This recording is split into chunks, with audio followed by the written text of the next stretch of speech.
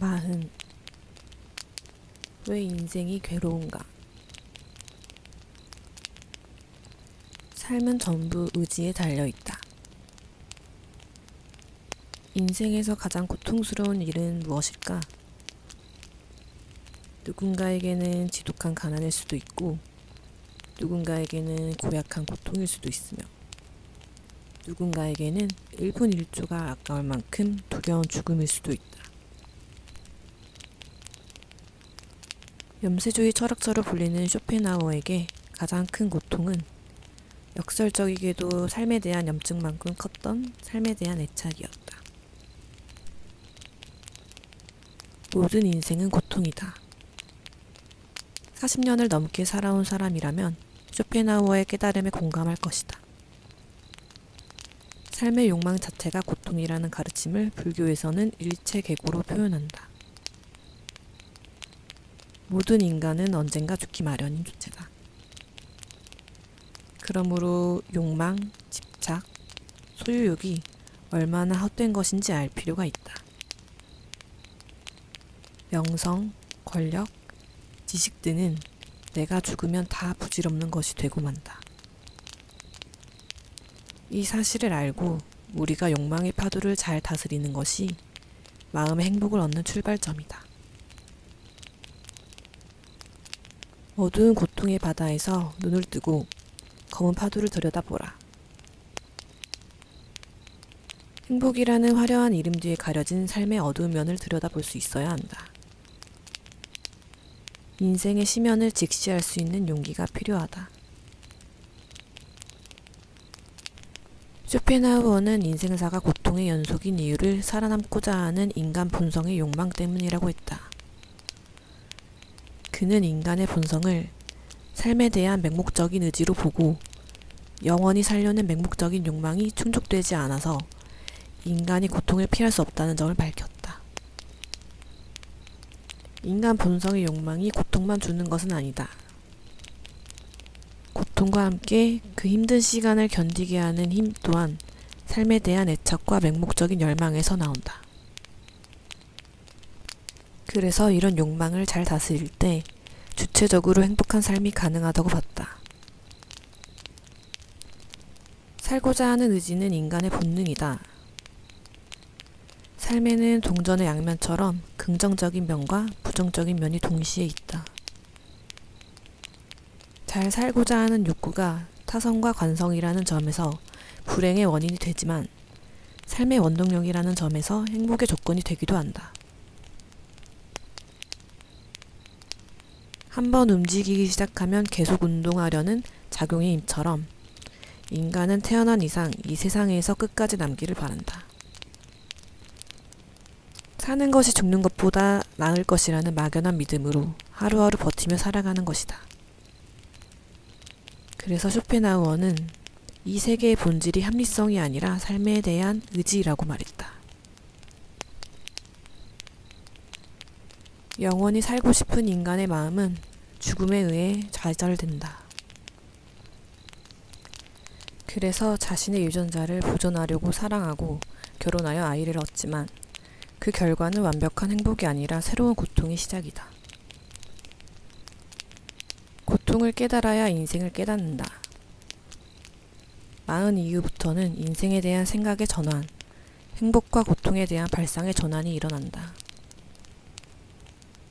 쇼펜하우어처럼 행복을 위해 우리도 인생을 고통스럽게 만드는 원인이 무엇인지 성찰하고 고통을 줄일 수 있는 지혜를 갖출 필요가 있다.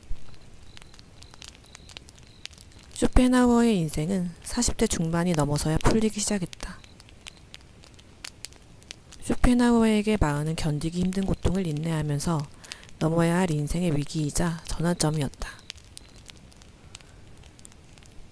그가 40대에 포기했다면 명성도 행복도 누리지 못했을 것이다. 마음부터 쾌락의 양을 늘려나가기보다는 고통을 줄여나가는 방법이 더 현명해 보인다. 쇼펜하우어는 40대를 견디고 나서부터 70회 생일인 2년이 지난 후 1860년 9월 21일 눈을 감을 때까지 행복한 시간을 보냈다.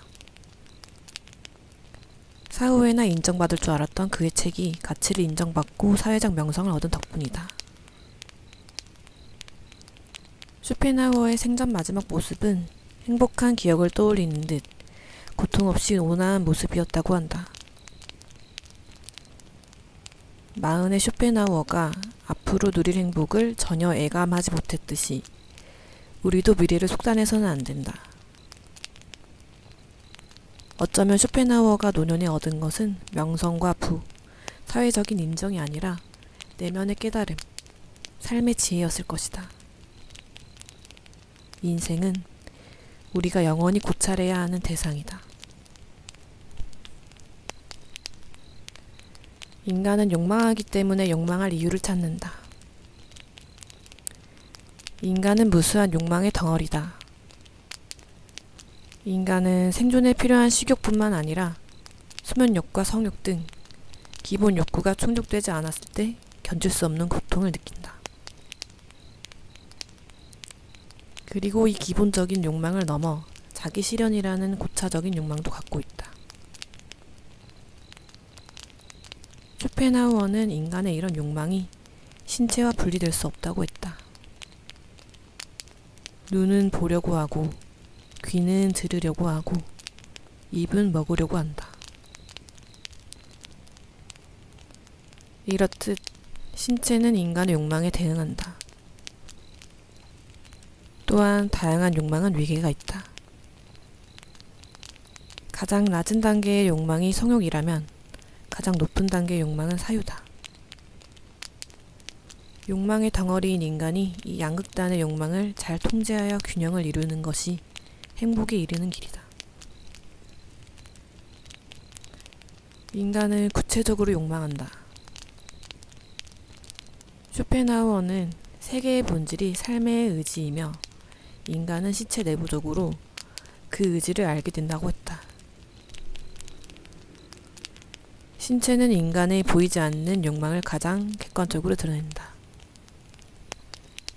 즉 삶의 의지는 신체를 통해 객관적으로 발현되고 신체 한 부위 한 부위가 욕망의 주체다.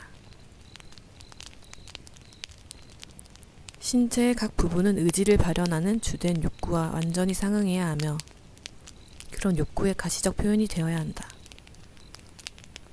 즉 치아, 목구멍, 장기는 객관화된 배고픔이고 생식기는 객관화된 성적 욕망이며 물건을 짚는 손이나 재빠른 발은 그것들을 표현하는 이미 더 간접적인 의지의 노력에 상응한다.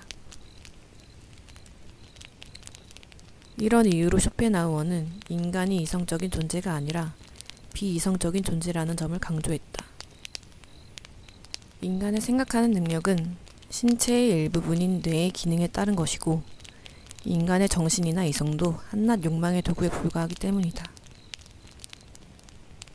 그러므로 인간의 욕망을 완전히 통제하는 일은 불가능하다. 욕망은 아무런 이유 없이 생각과 무관하게 생겨나는 경우가 많다.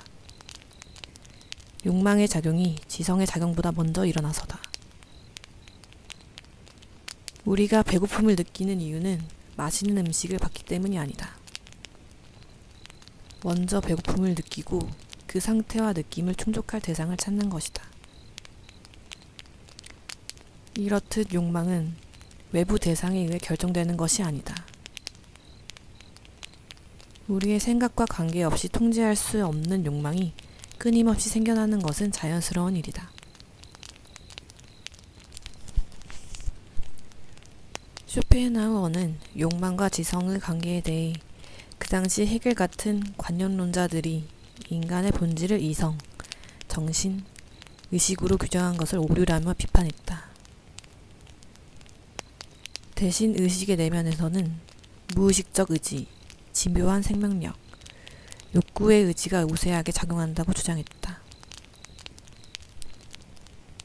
욕망이 합리적으로 좋고 나쁨을 선택하는 생각에 앞서 있기 때문에 인간은 자유롭게 선택할 수 없다. 본능이 지성보다 훨씬 우월하기 때문이다. 인간의 욕망이 신체적이라는 점은 죽을 때까지 생존을 위한 욕망을 충족해야 행복할 수 있다는 사실을 말해준다.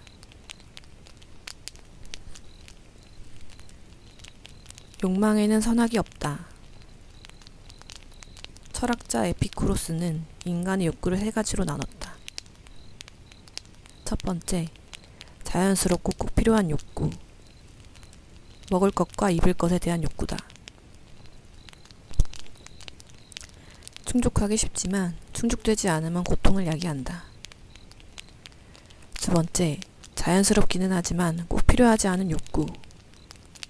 성적 충족의 욕구다. 이 욕구는 첫 번째 욕구보다 충족하기가 좀 더 힘들다. 세 번째, 자연스럽지도 않고 꼭 필요하지도 않은 욕구. 사치, 호화, 부귀영화에 대한 욕구다. 이 욕구는 끝이 없고 충족하기도 어렵다. 우리는 실제로 기본적인 욕구를 충족하기 위해 노력하며 살고 있다. 직장에서 돈을 벌고 친구를 만나고 투자를 하는 이유도 기본적인 욕구를 채우기 위함이다. 이 욕망이 충족되지 않으면 자연스럽게 고통을 느끼는데 이것이 바로 인간의 행복과 불행을 결정한다. 우리는 신체의 각 부분에 맞는 욕망이 적절히 충족됐을 때 만족할 수 있다. 죽음을 통해 신체를 완전히 떠날 때까지 우리는 의욕과 결핍의 고리에서 벗어날 수 없다는 사실을 알아야 한다. 인간의 욕망은 신체를 통해 삶에 대한 의지로 나타난다. 우리는 신체를 통해 삶의 의지를 내부적으로 느낀다. 진화론과의 차이점이라면 쇼펜하우어는 인간의 욕망을 잘 다스려야 행복해진다는 입장이다. 특히 인간의 성욕을 지성으로 잘 제어할 때 맹목적인 삶의 의지에 휘둘리는 일이 없다고 한다. 의지의 외적인 자극에서 자유로워야만 행복해질 수 있기 때문이다. 욕망을 자극하지 않으면 고통이 꼬리에 꼬리를 물고 일어날 것이다. 인생은 고통과 권태를 왔다 갔다 하는 시계추.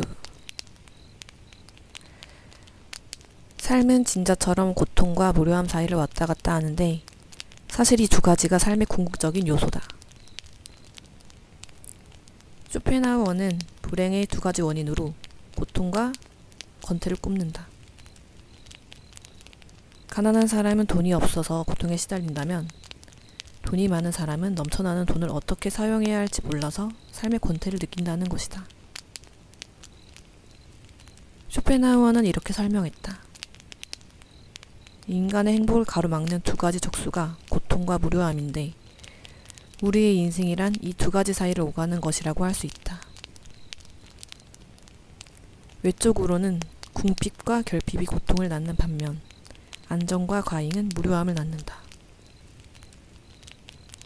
따라서 하층 계급 사람들은 궁핍의 고통과 끊임없이 싸우는 반면 부유하고 고상한 세계의 사람들은 무료함을 상대로 싸움을 벌인다. 행복과 불행은 객관적인 대상이 아니라 인간의 변덕스러운 감정에 달려있다. 없으면 없다고 불평불만 많고 많으면 많다고 지겨워하는 것이 인간의 심리다. 결핍은 고통이고 과잉은 무료함이다. 인간에게는 배고픔도 고통이지만 포만감 또한 불쾌다. 모든 의욕의 기초는 결핍, 부족, 즉 고통이다. 인간은 이미 근원적으로 또 그 본질로 인해 이미 고통의 수중에 들어있다. 욕망의 최대 만족과 최대 결핍. 욕망이 충족되지 않은 상태의 인간이 불행한 것은 당연하다. 그러나 의욕이 너무 쉽게 충족되어 욕망의 대상이 제거되면 인간은 무서우리만큼 공허와 무료함에 빠진다. 따분함은 감당하기 힘든 짐이 된다. 고통과 권태라는 양자택일 앞에 놓여있는 인간은 불행할 수밖에 없다. 욕망의 최대 만족은 권태이고 욕망의 최대 결핍은 고통이다. 그런데 인간의 감정은 왕복운동을 하는 시계추처럼 지속적이지도 않고 유동적이다. 따라서 영원한 충족과 행복감은 없다. 우리가 뷔페에 가면 처음에는 그 식당의 모든 음식을 먹을 수 있을 것 같은 자신감이 든다. 그러다 점점 허기를 채울수록 포만감이 생기고 결국 마지막에 배가 꽉 차면 그곳의 생선은 맛이 별로네, 고기에서 냄새가 난다는 말을 하기도 한다. 사람은 배가 고플 때와 배가 부를 때가 다르다. 인간관계도 마찬가지다. 외로운 모태솔로는 다른 사람과의 만남을 원하기도 한다. 그래서 처음 만나는 사람과 신선하고 설레는 마음으로 대화를 나누며 좋아한다. 반대로 이성에게 너무나 인기가 많은 사람, 예를 들어 카사노바 같은 사람도 나름의 고통이 있다.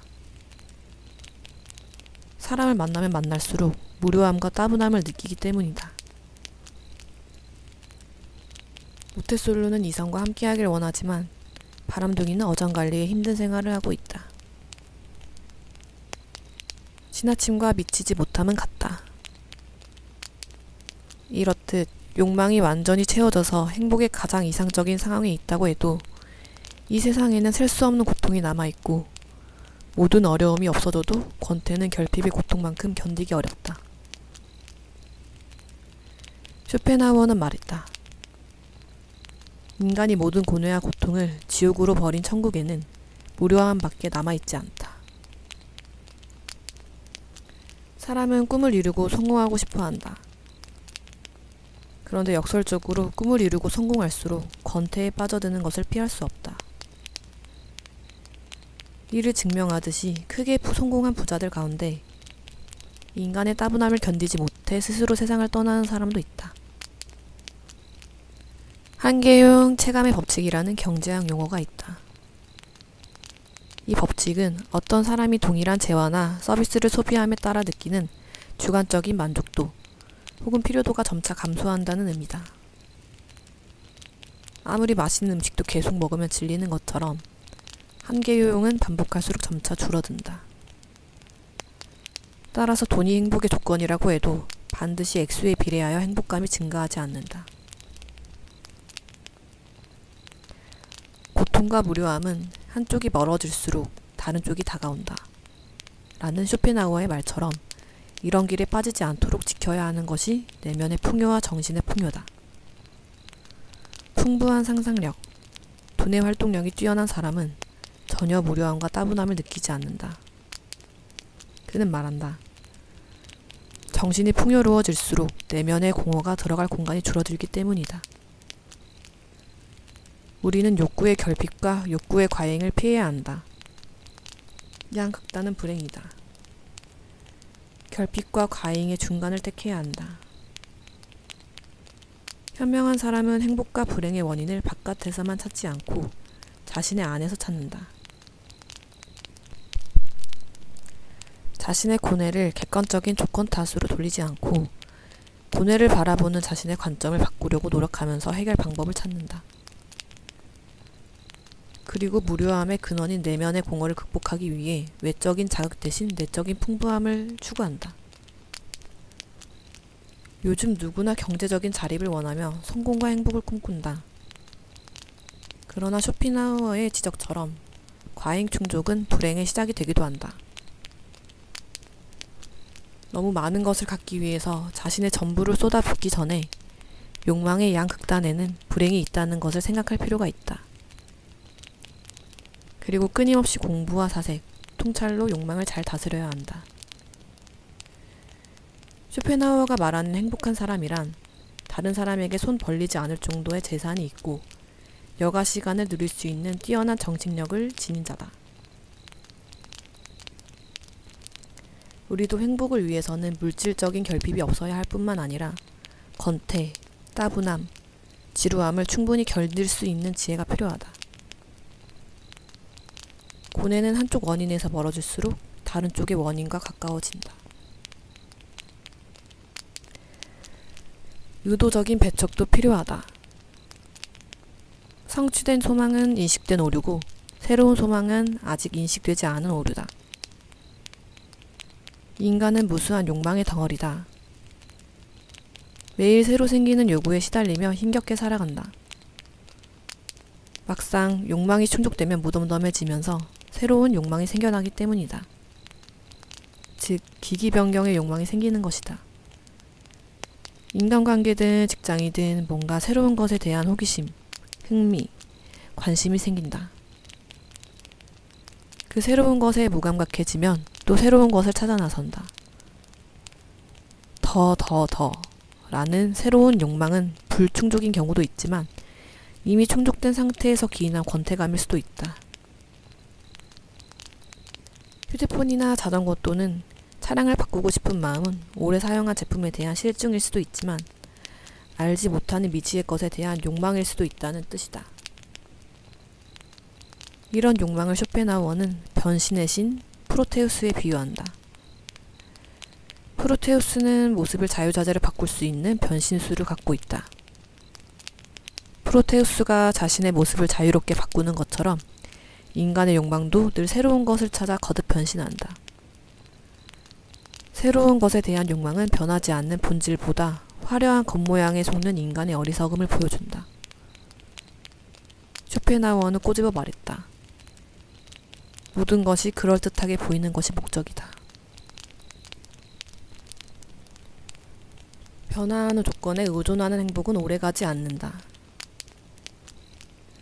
욕망은 충족하기 어렵지만 막상 충족되면 그 대상에 대해 무관심해지거나 무덤덤해지는 일이 많다. 만족하는 시간이 그렇게 길지 않다는 뜻이다. 인간의 동기는 완전한 충족을 원한다. 하지만 갈증이 해소되자마자 동기는 또 다른 모습으로 나타나 새로운 욕망을 만들어낸다.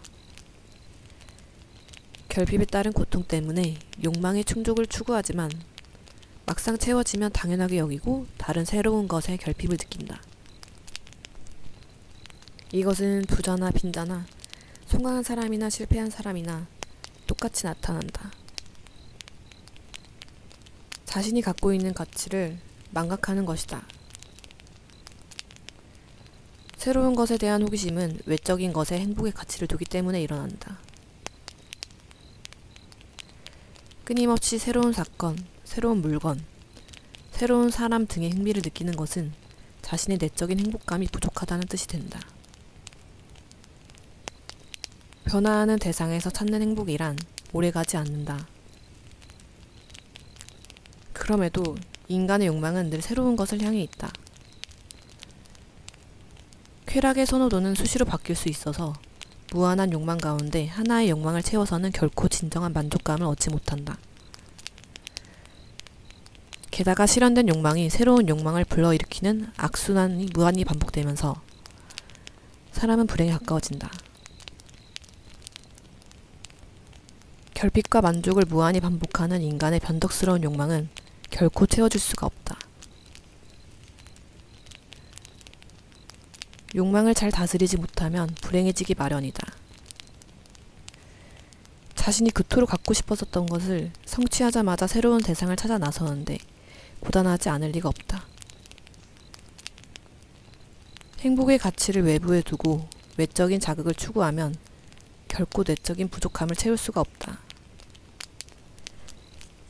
늘 새로운 것을 찾는 경향을 하이데거는 호기심이라고 비판한다. 현대인의 퇴락한 모습이 바로 이런 호기심에서 생겨난다. 세상은 늘 변하고 새로운 것이 탄생하고 기변의 욕망을 분출한다. 그런 호기심은 단순히 새로운 것을 경탄하면서 관찰하기 위한 호기심이 아니라 새로운 것으로 바꿀 때의 초조와 흥분 때문에 보일 뿐이다.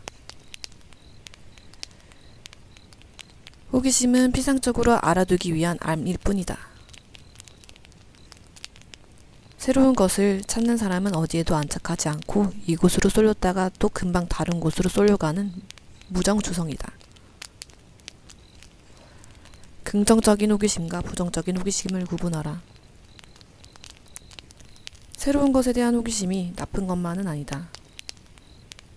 한편으로는 자신의 결핍을 인식하고 그 결핍된 공간을 채웠을 때 안도감을 주기도 한다. 또한 호기심은 자발적인 탐구의 동기를 제공하기도 한다. 문제가 되는 호기심은 외부로부터 끊임없는 자극을 추구하는 방식이다. 이런 호기심을 추구하는 사람들은 다양하고 복잡하고 강렬한 경험을 얻기 위해 물리적, 사회적, 금전적 위험을 감수하려는 의지를 보인다. 자극을 추구하는 성향이 있는 사람은 새로운 것에 대한 불안을 완화하기보다 오히려 증폭시키려 한다. 새로운 것에 대한 호기심에는 사람의 말초신경을 자극해 중독으로 이끄는 위험이 따르기도 한다. 호기심이 고양이를 죽인다 라는 영어 속담이 있는데 뭔가에 지나친 호기심을 보이다가 위험을 겪을 수 있다는 뜻이다. 요즘에는 신상품에 대한 정보가 실시간으로 인터넷에 광고된다. SNS로 소통하는 사람들은 신상품을 마케팅하며 자신의 모습을 보여주는 경우가 많다. 이때 자극을 추구하는 사람은 새로운 제품을 사지 않으면 다른 사람에게 뒤처지는 듯한 열등감이 있어서 구입하지 얼마 되지 않은 핸드폰, 차, 자전거 등을 팔고 새로 사려 한다. 새로운 것을 찾는 것, 새로운 사람을 만나는 것, 새로운 사랑을 원하는 것은 행복의 길이 아니다. 밖에서 새로운 것을 찾지 말고 원래 갖고 있던 것의 가치를 되새겨 봐야 한다. 중요한 것은 인간의 마음속에 있다. 즉 세상을 바라보는 일관된 시야, 마음가짐, 태도다. 오히려 자신 안에 행복의 가치를 둔다면 지속적이고 안정적인 만족감을 느낄 수 있다. 인간의 본성은 쉽게 변하지 않기 때문이다. 그런 관점을 늘 새롭게 유지하려는 것이 문제가 되는 호기심을 줄일 수 있는 방법이다. 성공하고 싶다면 원하는 바를 가져라. 행복하고 싶다면 가진 것을 즐겨라. 욕망은 필연이다. 의욕의 주체는 영원히 애타게 갈망하는 탄탈로스와 같다. 쇼펜하우어는 인간의 욕망이 채울 수 없는 갈증이라는 점에서 탄탈로스와 비슷하다고 본다. 제우스의 아들 시필로스의 왕 탄탈로스는 신들이 사는 올림포스의 식사 초대를 받았다. 탄탈로스는 신들의 음식인 넥타르와 암브로시아를 훔쳐 발각됐다. 이를 괘씸하게 여긴 제우스는 탄탈로스를 지옥으로 떨어뜨린다. 물을 마시려고 하면 물이 마르고 과일을 따먹으려 하면 가지가 물러나서 그는 영원한 굶주림과 갈증에 시달린다. 인간은 탄탈로스의 운명처럼 목마름을 완벽하게 충족할 수 없기 때문에 불행할 수밖에 없다. 쇼펜하우어는 말한다. 모든 의욕은 욕구에서, 즉 결핍이나 고뇌에서 생긴다. 이 욕구는 충족되면 끝난다. 그러나 하나의 소망이 성취되더라도 10개의 소망은 이루어지지 않고 남는다. 더군다나 욕망은 오래 지속되고 요구는 끝없이 계속된다. 즉, 충족은 짧은 시간 동안 불충분하게 이루어진다. 의욕한 대상을 얻지 못하면 확고하고 지속적인 충족은 얻을 수 없다. 이는 마치 거지에게 늘 던져주는 적선이 오늘 그의 목숨을 이어주어 고통을 내일까지 연장시키는 것과 같다. 두려움과 희망의 근원은 같다. 우리의 욕망의 만족은 계속 미뤄지고 있다. 우리의 의식이 의지에 사로잡혀 있는 한, 우리가 끊임없는 희망과 두려움으로 여러 충동에 내몰려 있는 한, 우리가 의욕의 주체인 한, 우리에게는 결코 지속적인 행복이 주어지지 않는다. 아무리 욕망을 충족해도 채워지지 않는 탐욕이 성취보다 더 많기 때문이다. 충족된 욕망은 한정돼 있지만 충족되지 못한 욕망은 훨씬 더 많이 남아있다. 이뿐만 아니라 그 욕망의 충족도 잠정적인 것이다. 원하는 것을 얻고 나면 곧 실증이 나고 늘 똑같은 갈증을 느끼며 삶을 갈망할 것이다.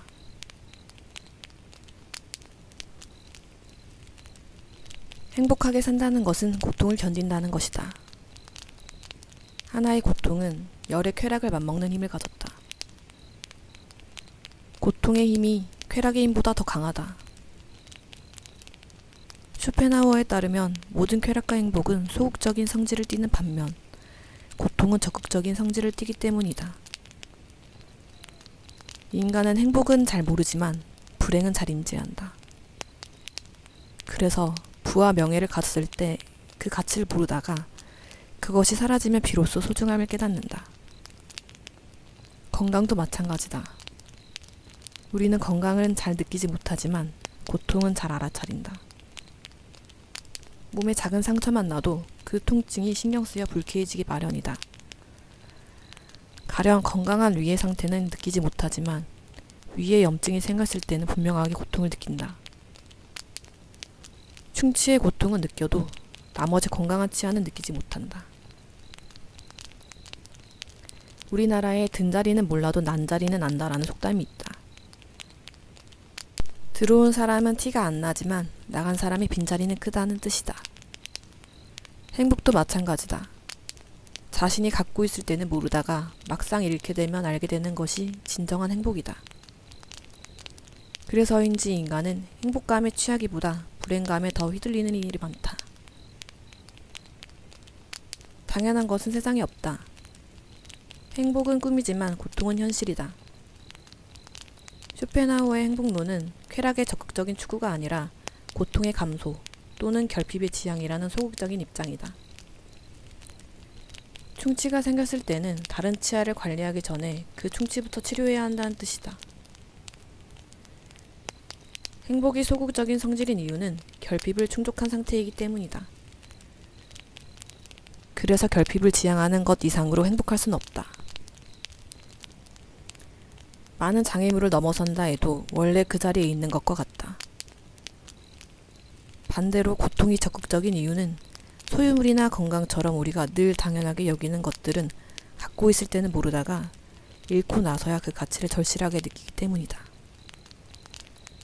따라서 영원히 지속하는 행복은 있을 수가 없다. 다만 상실 이후의 회복으로서 순간의 행복이 있을 뿐이다. 쇼펜하우어는 아리스토텔레스의 명제를 살아가는데 최고의 지혜이자 원칙으로 들었다. 현자는 쾌락이 아니라 고통이 없는 상태를 추구한다. 이렇듯 고통의 원인을 먼저 없애는 것이 쾌락을 찾는 것보다 더 현명하다. 불행의 두 가지 원인인 고통과 권태에 직면할 때 아리스토텔레스의 말처럼 적극적인 행복을 추구하기보다 소극적인 행복을 추구하는 것이 낫다. 쾌락과 고통은 그 자체로 존재하는 것이 아니라 인간의 생각과 관련된다. 큰 즐거움은 의외로 잘 느껴지지 않는 경우가 있지만 사소한 고통은 늘 의식되면서 기억에 오래 남는다.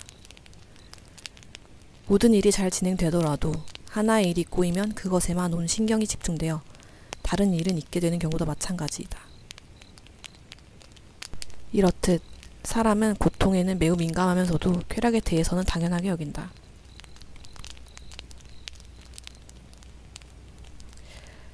쾌락보다 고통의 지속도와 강도가 훨씬 더 강하기 때문에 쾌락을 추구하기보다는 고통을 줄이는 데 힘쓸 필요가 있다. 환상과 같은 향락을 쫓지 말고 결핍, 질병, 위험 등 현실의 고통의 원인을 먼저 없애야 한다. 행복에 가까워지는 확실한 방법. 행복한 인생을 결정짓는 진정한 가치는 고통을 잘 견뎌내는 인내력에 있다. 세상에서 가장 큰 행복을 누리는 사람은 역설적으로 덜 불행하게 살 수 있는 용기가 있고 고통을 그럭저럭 견뎌내면서 하루를 묵묵히 살아가는 사람이다. 어떤 사람이 행복한지 평가하는 기준은 성공, 부, 성취, 출세가 아니라 정신적으로 육체적으로 겪는 고통의 정도다. 따라서 지금 고통이 없다면 지상에서 가장 큰 행복을 누리는 셈이다. 세상에 대해 큰 기대를 하지 않으면 무엇인가 가지려고 질주하지 않으면 괴로운 일은 막을 수가 있다. 10가지의 행복을 추구하지 말고 한 가지의 고통을 피하도록 해야 한다. 행복적인 행복론의 핵심은 고통의 원인을 최소화하는 것이다. 즉, 쾌락을 적극적으로 추구할 것이 아니라 고통을 줄여나가는 것이 행복을 위한 일이다. 특히 건강에 대해서 병을 예방하는 일이 쾌락을 추구하는 일보다 더 중요한 것은 말할 필요가 없다. 마흔 이후 먼저 챙겨야 할 것들을 생각해보라. 소중함을 깨닫게 됐을 때는 이미 늦은 것이다.